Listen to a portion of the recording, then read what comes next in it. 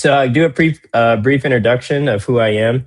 So my name is Roderick Dix. I am the founder and CEO of the Goods Virtual World. I know a lot of people that were invited to this event tonight. I had the pleasure of doing one-on-one meetings with you guys. One of the things that came from those one-on-one meetings that we did was to have the opportunity to create a think tank session. So here we are. Our think tank sessions will take place once a month. They are called the Goods Dossier, as you can see on your screen. So just a little bit about me and my background. So I had a corporate career for about 15 years and some change. In that process of being a trainer and a developer in the sales environment, I realized that there was an opportunity from an educational perspective to try to bring some more clarity around the systems that we live and breathe every day. So that inspired me to embark on this entrepreneurial journey that I started last April. And I decided to immerse myself, no pun intended, into learning neuroscience. And in that process of learning that, I came across the benefits of virtual reality. And once I learned the abilities, the efficiency of virtual reality on the mind, it intrigued me to begin my own company. So the Goods Virtual World is a virtual reality platform that allows you to test and learn. We build simulators based off of different industries. So as of right now, our MVP was our NIL simulator, which allows athletes and parents to go through a 20-minute simulation of learning branding, negotiations, and just overall knowledge around the legalities of the NIL landscape. Inside of that simulation, it's a gamified experience. So for those that have ever played The Sims growing up, it is imagine The Sims for a particular industry. So that is the goal of the Goods Virtual World. Is to give you a chance to practice and learn before you actually have to experience it in real life. Now, everything that I'm going to discuss and everything that is part of the platform, we focus on system learning. So we do not want anybody to feel like this is all opinionated conversation. These are conversations that are strictly derived from scientific research that has been approved through academia. The other opportunities that we use to source information from is going to be real lived experience. So some of you guys on the call that are here today were able to donate some knowledge in the past, so I appreciate that. So inside our each simulator, we source this information from 3 locations. It's the scientific research, real lived experience from people working within the industry, and then we use AI to bring it all together. So one of the things that we wanted to be able to do is create a source for people to be able to download the knowledge that you already have. So there's a lot of people working jobs every day, and unfortunately, networking events are few far in between. And when you go to these events, you have a real difficulty trying to bump elbows with the person you want to bump elbows with. So that process is just really inefficient at this point in time for learning and developing. Then you have sources like Google, YouTube, and all the other social media platforms like LinkedIn. Problem with that is again, I still have to know where to start, and I hopefully have somewhere I can finish. So what we want to be able to do is build these simulators to where we give you the starting line and the finish line. And then by the time you complete our 20-minute simulation, you can actually take actionable steps that can either lead you down a path that you were hoping to go down without you having to spend time doing research. And how we landed on 20 minutes, the average Google search for a person is about 33 minutes. So we want to, 1, beat Google, but 2, give you the opportunity to not have to feel like researching a particular topic or industry was cumbersome. So that led us to getting to the point of the Goods Dossier. And so what this is going to be is an opportunity for like-minded individuals to come together. This is going to be an open forum opportunity. So hopefully you guys have a chance to share your thoughts and be able to engage with the material. We're going to, like I said earlier, we're going to do this once a month.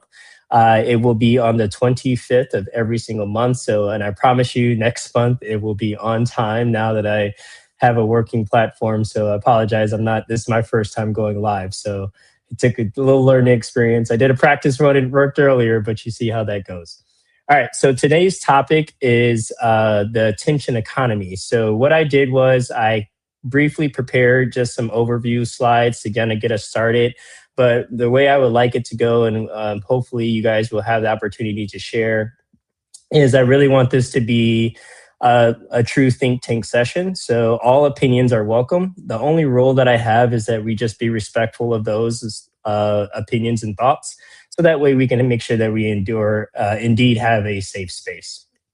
So before I jump into the topic, is there any questions out there in the chat? Anybody have any comments that we want to share before we get started on tonight's topic, the attention economy?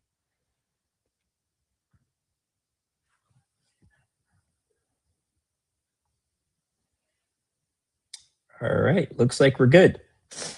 All right, so biggest thing that the attention economy, the reason we jumped into this particular topic as topic one, headlines are loud and structure is quiet. So one of the things that we have evolved into as a society, in my opinion, and I will say it's opinionated, but people have studied this, is that we are headline consumers. We don't have any real structure to how we consume information today.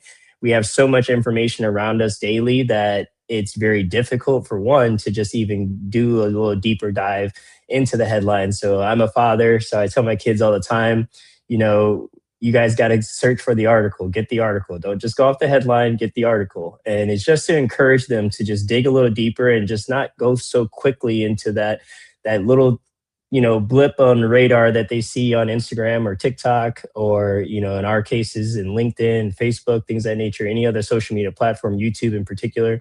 It's very easy to go into the clickbait headline. We hear things about, one of the things that's very common today is reading scores and education in general is failing. But a lot of people don't go down the path of seeing, okay, what is that compared to? What are we looking like 20 years ago? What do we look like 50 years ago? Think about how old the educational system actually is. What evolutions have taken place? Who's innovating the systems? These are things that we typically don't concern ourselves with. So hopefully in these think tank sessions, we can have the engaging conversations around stuff like that. So this would not be a presentation. It is an experience designed to challenge your expectations. So this is a system backed by data. So everything that we're going to discuss is going to be data driven. So I'm a numbers guy. So you will always hear me talking about what the latest and greatest statistics are. I feel like our researchers in the world don't get enough credit. I've always felt like that. I do think that they do a lot of hard work behind the scenes. So I'm hoping to bring some of them to the forefront as we go through these as well. And hopefully we can get some of them to join in the future. So here's a stat for you. The average person spends over 6 hours per day consuming media, and that's including everything. So that's just not just your phone, that's your television, that's your computer. That's something that you may even work on in your own industry that you work in today. But 6 hours out of your 24, you're guaranteed to consume something. And so that's letting you know right now that 6 hours of your day, you can always already book it for tomorrow on Thursday. You're dedicating 6 hours for media for sure. Our attention spans have dropped to 8 seconds. So just so you understand what that means, everybody always talks about, oh, kids today have very short attention spans.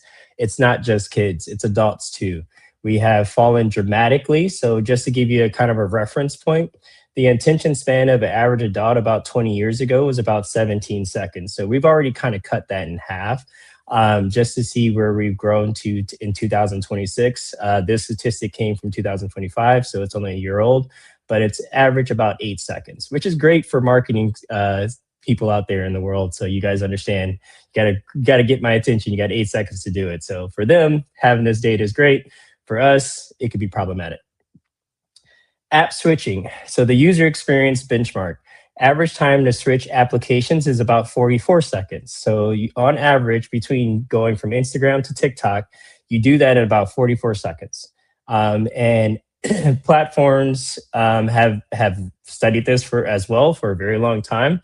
They've baked that into the system, so to make it easier for you to switch between apps. They know that this is the future of where our attention spans are going. So prime example, the new iOS update.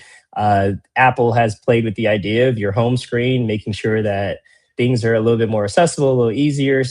Android does the same thing for their operating system. So this is just something that I know it goes under the radar, but these are the type of things that we want to bring up in our think tank sessions. On average, you experience about 275 interruptions per day. So that means that at any point in time throughout your day, in your 24-hour period of being awake on Wednesday, you've been interrupted about 275 times. So just think about that from a per hour perspective, and just really break down into your day and just think about how many times someone can get you to just break your attention. And these are things that are hindering innovation. It prevents us from going into a deeper level of thought. It allows us, well, inhibits us from being able to truly understand, where we think critically inside of our own internal thoughts as well. So this is how the headlines become the headlines, and this is why we don't seek the articles, because we were consistently being interrupted.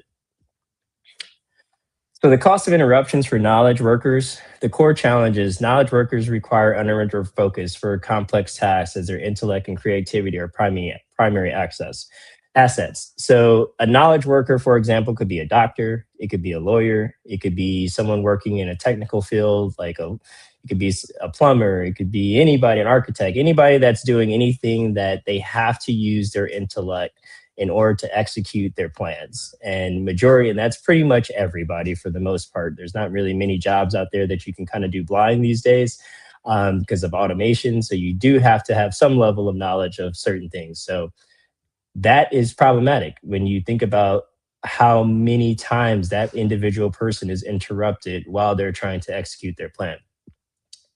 So the significant impact obviously is going to be frequent interruptions cause substantial switching costs, leading to decreased productivity, more errors, and increased stress.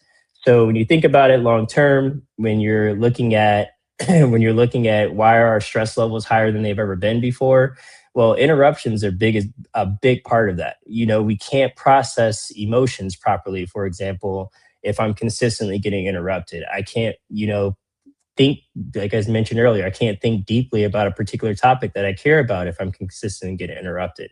And just think about your normal everyday response when you are interrupted, when you don't want to be. You're typically not responding very favorably in that moment. You're typically responding at a little agitation, a little frustration, and that is because we've allowed the system to create these interruptions for us. There's a huge staggering economic costs of our loss of focus. So on average, about 468 billion is estimated annually on economic impact just off us not being focused alone. And this is a global number, but at the same time, just think about how many people are walking our planet every single day and they're constantly out of focus. And just think about what that can do to innovation.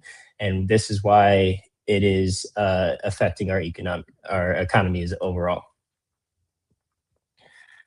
Daily advertisements. So there's an estimated spend about between $6,000 and $10,000 on daily advertisements. So the economy of stealing your attention has grown exponentially over the last 30 years. So if anybody ever watched the show Mad Men, I became a fan of that show recently doing the research for this actually.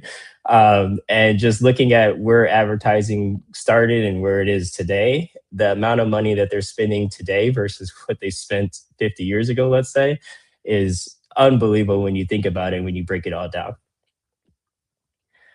So the number of ads seen daily. So this one was kind of shocking to me as well, but not really based off of how fast we scroll. So on average, you're going to come across about 4,000 to 10,000 ads per day when you're using basic media. So TV, websites, radio, print, out of home billboards, etc. So some people say that's great because it helps us understand, capitalism and where we're going to buy things and where the newest, latest, and greatest exists. That's one side of the argument. The other side of the argument is, again, if I'm seeing 4,000 to 10,000 ads per day, what does that do to my attention? What does that do to my focus? So the reasons for the volume is just fueled by the increased digital content. So it's much easier for companies, as we know, to promote a particular brand. It's much easier for them to be able to to spread this information about what they're creating from a product perspective. very easy now, where I can just where I used to have to spend, tons and tons of dollars on TV advertising space. Now I can just create a 30-second clip on Instagram or TikTok, and it costs me basically nothing. And that allows you guys to see that, and it's just continued to getting pumped and pumped and pumped throughout the system. So this is not just behavior, it's biology. So the impact of reduced mobile use. So this is something that inside of my platform, the Goods Virtual World, we are using virtual reality for that. I apologize for I don't know why the slide is aired like this, but we'll work through it. So inside of the platform, the Goods Virtual World, we are trying to make sure that anything that we do from a digital perspective also gives you the opportunity to detox. So for example, inside of our NIL simulator, there we teach the athletes and the parents the viable use of meditation. So there's actually prompts inside of the virtual reality experience that encourages you to meditate. We create environments that are serene, so that way the athlete goes from working out in the gym to actually sitting on a beach with a nice little sunshine and scenery view. But it's encouraged it encourages the athlete to understand the importance of meditation. So this is something that I felt like it was necessary to share tonight. So a 2-week digital detox and what that can do for you is impressive for what it does to your body chemistry overall. So enhanced mental wellness. So the potential decrease in anxiety and stress, improved mood and greater mindfulness. So one of the things I saw was that there are people out there researching right now just taking away someone's phone or access to media, for example, for a 7-day period in order to help with diseases that we know exist today that, typically we would go the pharmaceutical route to solve. So I know autism is one that is really big. ADHD is another one that's really big, where we typically want to go down the path of medication. And sometimes it could be something as simple as, other therapies like removing your media. Improved focus and productivity. So one of the things that I challenge myself and my kids all the time is just saying, hey, if you didn't have your phone right now, what would you be doing? If you didn't have your laptop, if you didn't have, the television, what are the things that you would do? Like, where would your productivity be? And then also too, what is the activity that you want to partake in? Obviously, we have companies like Aura that is focusing on sleep quality. So that's something that you guys already probably understand, limiting your screen time, especially before bed. Stronger real world connections. That's one that people say all the time, that social media has killed the real world connections. I don't personally live on that side of the argument, but I do understand the value of face to face interactions. Rediscovering of the hobbies and interests. So this is kind of what I preach to my kids all the time is, what are your hobbies if you're not on TikTok? What are your interests? Like, what are the things that make you go crazy? What are the things that make you happy? Being able to have that level of understanding is very important, in my opinion. And then obviously the challenges, right? That feeling of FOMO. We all know what that is. We all understand how that could be, is like, oh man, I didn't know that such and such broke up with such and such today. And I missed that because I didn't have my phone, or I missed this message for work or these emails. So all of that obviously plays a part in it, but there is a way to make it work. So other benefits for the detox would be improved attention span. So if you know your attention span today is 8 seconds, just being able to challenge yourself and say, hey, can I focus on something for 15 seconds? It doesn't have to be something crazy like say, oh, I'm going to take my attention span from 8 seconds to 8 hours. Like, no, just do something different. Just say, hey, if I'm at 8 seconds today, what would 15 seconds look like? Obviously, the enhanced mental health side of it is reduce anxiety, better sleep quality, as mentioned, improves attention and focus significantly. Digital overload is the stress or confusion that results from massive amount of digital information we're exposed to every day. So there are people actively today studying something called digital overload. And so the purposes of that is to understand where the line is. So as I mentioned earlier, when you don't have a starting and finish line, it becomes very hard to understand the system that you're operating within. Well, the people that are creating these systems, they don't have a starting and finish line yet. So we are still the guinea pig generation.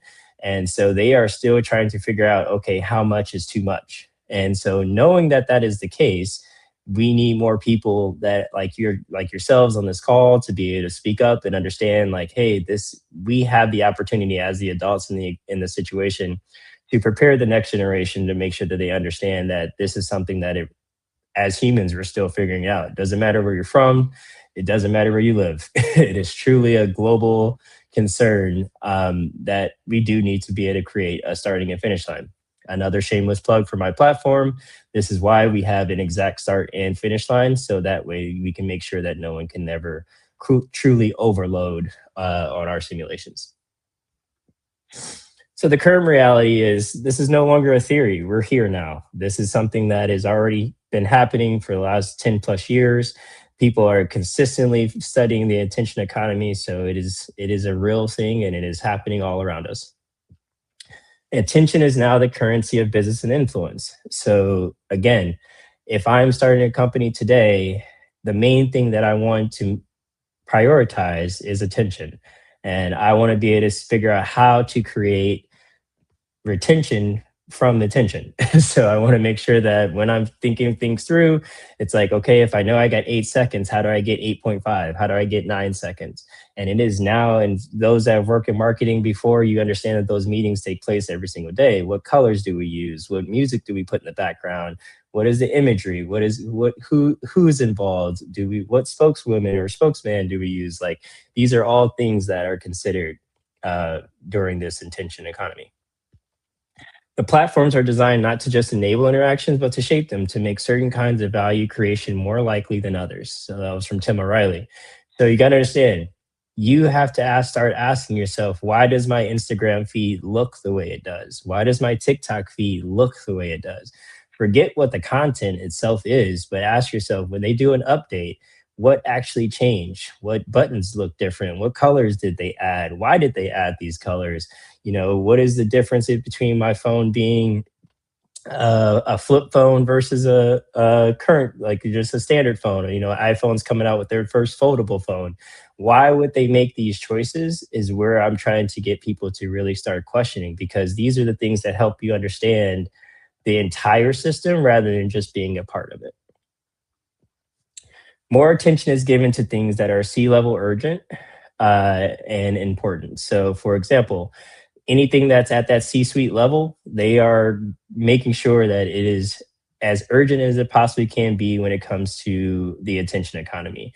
So when you guys are in those C-suite levels meetings, you understand that trying to create attention around your organization or within your organization is very important. It could be training your staff, and it could be training your consumer base. It's whatever you feel like is going to be necessary for you guys to move forward and reach your goals as an organization. But attention plays a huge part in that. It leads directly to more spending behavior. So when we focus on attention, it's going to take us right down that path of curating what the spending behavior of our consumers look like. So if I know that I can post something in 30 minutes, it's going to get 100,000 views. Well, now that 100,000 views has a level of value to me in my organization. And then on top of that, because platforms have now realized this as well, they now give you all the analytics that go behind your post as well. So now you have ability to understand how long someone read it or watched it, if they reposted, if they shared it, how many likes, how many comments, et cetera, et cetera. All that data is valuable to an organization. It should be valuable to you as well, because the other thing that again, another shameless plug for my platform is we are trying to create a digital economy to where your data allows you to earn revenue from it and profit from it. So essentially, what that would look like is every single time you participate inside of our platform by being a contributor or a user, we promise to never share your data with any type of company without your written consent. And if we do share it and we profit from your data, we are going to do a revenue share model that exists for you that is 100% negotiable. Because I know people have tried to share to monetize data sharing and create a revenue share model. I know YouTube and a lot of those creator economies are asking for that now. But at the same time, it's still one-sided. So we are trying to create an opportunity to where you're benefiting from it long term. So this is the kind of the system model broken down in plain language. So it's your attention, whatever that input is, creates a pattern that now creates behavior, and it becomes your identity. So this is the most simplistic terms that I could think about a way to explain it to you. But your attention, that's the money, the content that you're consuming, that pattern of that content now becomes who you your behavior, and then that identity. So a lot of people use this pattern as system model to argue, age limits on particular content. A lot of things that come up, especially when I was a kid. I was born in '88, so any of those early 2000 babies out there that got were around during the internet boom and rap music. Well, this is one of the models that were significantly studied to promote, is rap music killing the world, or et cetera, et cetera. They wanted to focus on what money was getting generated, et cetera, and keep it moving. And then now they felt like it was shaping identity of the youth, which obviously any content that is going to be pumped in the way that music is pumped into our brains is going to shape behavior in some standpoints. And then obviously any type of marketing around that music is going to eventually shape our identities. This is not random, people. So I just want to make sure everybody understands this. None of this is happening by chance. This is all planned. This is all thought out. This is something that people have taken the time, again, to be in these meetings, to talk about this consistently, to make sure that they use all available data. And now with AI, we have even more data available to us in a quicker fashion. So just making sure that we all understand this is not random.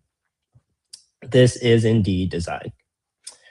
So for discussion, now the real question, designing your environment. So who is designing your environment? So this is one of the questions I wanted to pose to the group. So when you guys think about your everyday environment, and that starts off from the time you open your eyes to the time you close them, you are walking in and out of different environments every day. And obviously for those that are fortunate enough to have their own home or their place of living, that is going to be one of your major environments that you interact with daily. But your environment is more than just your space around you. It's also the things that you consume. So if my environment, for example, for me, I use social media all the time. So it is part of my environment. That is part of my daily process. So I know what I'm walking into when I open up my phone. I know what I'm walking into when I go to work. I know what I'm walking into when I go into my kids' room to tell them goodnight. Paying attention to your environment is very important. So just ask the question in the chat real quick. Anybody out there want to share anything about who's designing their environment, or do you guys ever think critically about the environment that you have?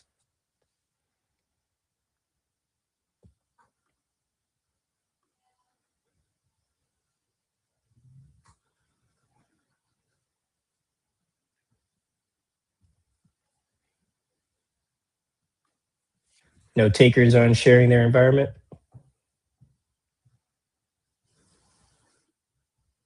All right, we will move on. I will give you a little bit about my thought process before we move on, though, as far as what designing my environment has consisted of. So, this is something new for me. I've just recently got into this about maybe a month or so ago. Once I saw the research study about this gentleman that had taken the time to curate 24 hours. And so he started by designing his environment, and I thought it was pretty cool. So for me, the one of the things that I pay attention to closely is just making sure, one, I start with my mental environment, where when I wake up, the visualizations that I want to have for my day and what I want to do next, I want to make sure that that is designed the way I want to design it. So that way, when I do get interrupted, I have a different response to that interruption, just because hopefully I pre-planned a little bit for it. I also try to practice things. I see it. My environment now is surrounded by AI. Absolutely. AI is definitely a big part of my environment too. But at the same time, the curation of that environment, how you see it, how you feel it, definitely plays a huge part on your mental health. So the beneficiaries of design and who is benefiting from it. So the end users and customers. So the end users and customers have an enhanced experience. usability and satisfaction. So when you get a chance to curate your environment, it will definitely give you an enhanced experience. And that experience doesn't have to necessarily be for content, nor does it have to be for products. It could literally just be for your everyday living. Businesses and organizations benefit from it because they're going to increase their market share, brand loyalty, and operational efficiency. So again, these businesses, when you guys walk into stores, you guys know these stores are not random. These are curated environments for a reason. Employees, their environment matters. So improve productivity, safety, workplace, and well-being. So everybody knows that, hey, if you've had a job where they really care about your environment, your office, your desk, the materials that they provide for you for free, et cetera, that changes your overall work experience. Society and community, solutions to social challenges, enhance public spaces and culture enrichment. So again, these environments matter. So I also coach softball. So one of the things that me and the kids talk about all the time when we go to different fields is just understanding the grass, the dirt, where the fences are, what the dugout looks like. They have trees, no trees, bleachers, no bleachers. These are things that I always challenge them to say, like, okay, hey, what kind of environment are we playing in? And I see we got somebody else in chat. Cultivating your environment to your needs is highly important. For me, that's trying to be as organized as possible to keep environment in such much control as I can. Thank you, Robert. Yeah, no, that's one of those things. Obviously, your workspace, keeping things organized, that's a huge part of your environment. And then obviously your sustainable practices too, and resources for conservation. So you walk into one area, there's a bunch of trash. You walk into a certain area with no trash on the ground. That changes your mentals. That changes your ability to operate within that environment to the highest of your abilities. So all these things matter when you're looking at the design of your environment. So what patterns are you seeing? So facilitate deeper insight by prompting your audience to identify recurring themes and trends. So you got to think about it from this perspective, right? What what insights and what is prompting you as an individual to see a certain pattern? Do you even clock patterns, to be honest with you, for the lack of using the new age terms? Are you clocking it? Are you seeing a pattern in your everyday life? Do you see a pattern in your environment? Do you see patterns in the people that you associate with? Patterns obviously matter. We've known that since pretty much the beginning of human civilization, but a lot of people don't put enough emphasis on it, I think, especially today, because again, we're constantly distracted. So understanding how to create a proper pattern for yourself is a very difficult process for a lot of people, and that's nothing to be ashamed of. But at the same time, taking that extra 8 seconds that you may have of your attention span and applying it to looking at a particular pattern in your environment is going to make a big difference for you long term. What is being shaped without your awareness? So exploring the sudden forces that influence our thoughts and actions. So again, awareness to the attention economy is step one. Being aware that there are people consistently working behind the scenes to try to steal your everyday thought is very important for you to understand. So once you have that level of awareness, now you can actually apply it and say, okay, what are my thoughts? What are the thoughts that I have that are created by me? And what are the thoughts that someone implanted in my head that were not indeed created by me?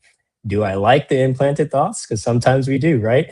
If I see a good commercial when I'm hungry and it's like, man, that looks great, that thought is helpful. It's going to encourage me to probably go eat something I probably need to, right?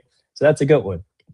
But if I'm looking at a particular commercial and it's, showing me imagery that made right before bed and now it's affecting my dream state, that's not impactful. There's certain people that don't realize, when you scroll through a news feed and you see a bad news story and then 15 minutes later you go to sleep, majority of your dream state is consumed by that last image. So you just went to sleep learning about a tragedy in the world, or learning about something that maybe it's even not even necessarily a tragedy in the entire world, but it could be a tragedy in your world, right?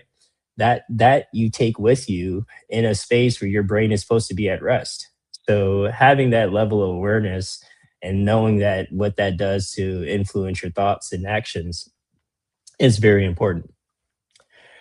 What is being lost? So consider the implications of change, progress, societal shifts. What values, traditions, skills, or connections are diminishing? So again, this is another question for you guys. What are things that you have possibly thought about that you're like, man, I wish I still think about this, or I wish I would have acted on this? Because there's times, because of our attention span again and our attention being robbed from us, we never, like I said at the beginning of the call, we never have the opportunity to go deeper into our internal thoughts. And so now we're losing things. So it could have been that great business idea that I had when I was 20, or it could have been that plan of action that I put together when I said I was going to become a parent before I was a parent.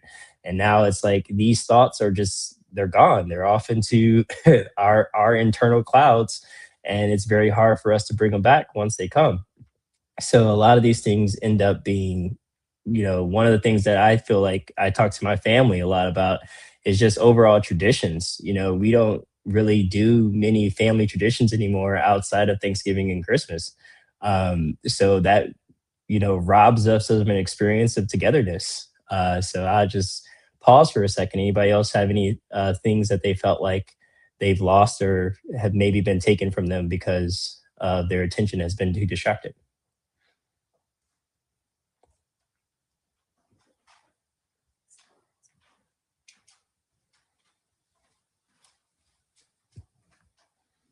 Guess you guys don't lose anything. That's good.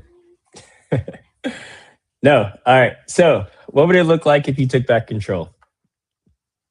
So we got to understand again the system. It's not more content. So we don't want to make sure that we're adding more content to your plates. So one thing that we're doing inside the Goods Virtual World again is all the content that we're creating is content that is again leads to action. We don't want any unnecessary content. So inside our NIL simulator, for example, the user that experience is seamless. It has a start, like I said earlier, it has a finish, but it also gives that experience to where the pattern of thought that is created throughout the experience will allow that person to apply that same pattern to other things. So, for example, the main goal that I had when I was creating the simulators was to make sure that we are teaching people how to source their own information. We don't want to necessarily be the speak all or the be all power of knowledge. That's not the goal. The goal is for you to become conversational in whatever topic that you're going through. So, for example, when a user create finishes the simulation, they're not an expert in legal knowledge around NIL, or they're not an expert in branding. But if they are in these rooms, with experts, they are at least able to be conversational, and they know where the conversation starts and where the conversation should finish. And so, again, we have plans for several simulation creations once funding comes through. There's 70 frameworks that I've already built across multiple different industries. But the goal, again, is to give you that opportunity to consume the knowledge in a way that creates a pattern for you to be able to use on your own. So we want to make sure that you're consistently cultivating awareness. So more awareness is what our platform is all about. We want to make sure that when you're in that space, when you're in a system, you have a really good understanding and you can see it with clear eyes. Clarity is one of the biggest things that I pride myself on. Is searching through my everyday life, is just trying to find clarity in anything that I do.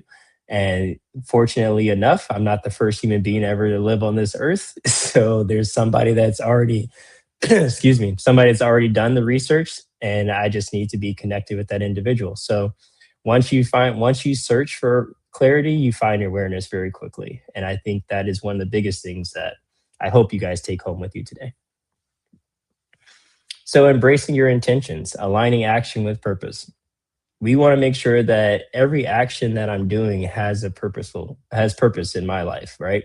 Yeah, I want to be conscious of my decision makings and focused on my execution. And it doesn't have to be something super, serious. It could be something simplistic as, hey, do I drink coffee before I go to work, or do I not drink coffee before I go to work? It's like these are action steps that when you do them with a conscious mind, you begin to question things that you may not have questioned. It's like, do I drink coffee because Starbucks told me to, or do I drink coffee because I enjoy the benefits of the coffee bean? do you ask yourself this question, or are you just kind of going along with the flow and because this is what you've been told, and now you just kind of created a pattern that you didn't that well now you're accepting a pattern that you didn't actually create on your own. So achieving the control, the pursuit of predictability. So you got to understand the variables. You have to establish processing, and you obviously have to monitor and inform decision making are key to managing complexity, influencing outcomes. So I know that was a lot of technical language in one sentence, so I apologize for that. But the main thing is just being able to understand where you make your decisions from. Are your decisions being managed in a way that you're happy with? And if they are, what type of outcomes are they influencing? So if I'm going through, my attention's getting interrupted 275 times a day, and I'm sitting here trying to figure out what's up, what's down, 9 times out of 10, I'm not managing my day. And that means also the outcomes of my day I have zero control over, and now life seems very unpredictable. Where realistically, if you guys do any type of research, we are one of the most predictable species on the planet. So, as much as we all think we're individual and we are so different than the person to our left and to our right, we're really not at the end of the day. And I'm not trying to rob anybody of their uniqueness, but at the same time, our patterns are very predictable. This is why these companies understand how to interrupt us 275 times a day, because somebody's actually already taken the time again to study, learn, and repeat. So with that being said, my my last kind of spiel for the night, before we wrap up, I would love to hear from everybody else if you guys have thoughts, comments. But before we get to that point, I do want to just kind of thank everybody for the delay, because I apologize. It was not supposed to start 18 minutes past 7 o'clock Eastern, so that won't happen again. I promise you.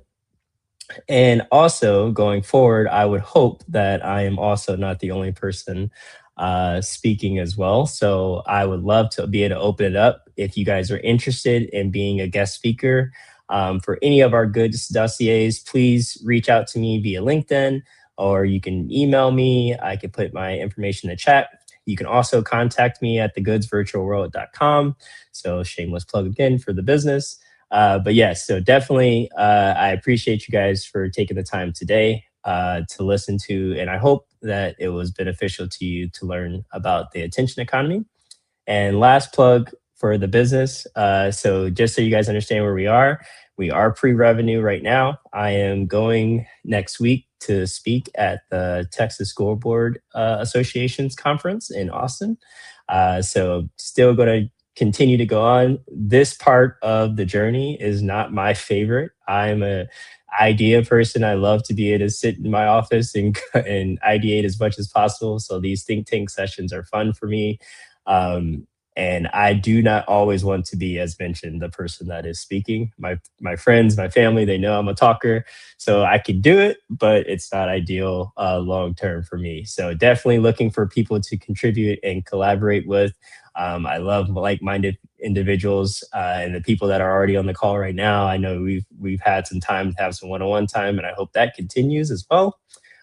So with that being said, I would love to hear you guys' thoughts, feedback, comments, anything that I can improve on would be great. So I will leave it to you guys to put your thoughts in the chat.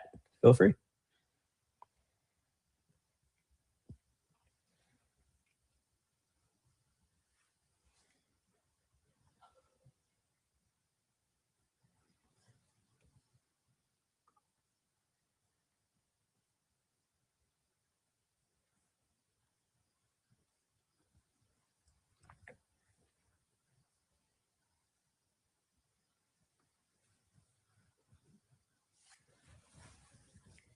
Okie doke. Well, it is 8:05 Eastern, so I don't want to hold up everybody any longer than we already should have been. So again, my apologies, but thank you guys for joining in. Appreciate that, Everett. Thank you, Kareem.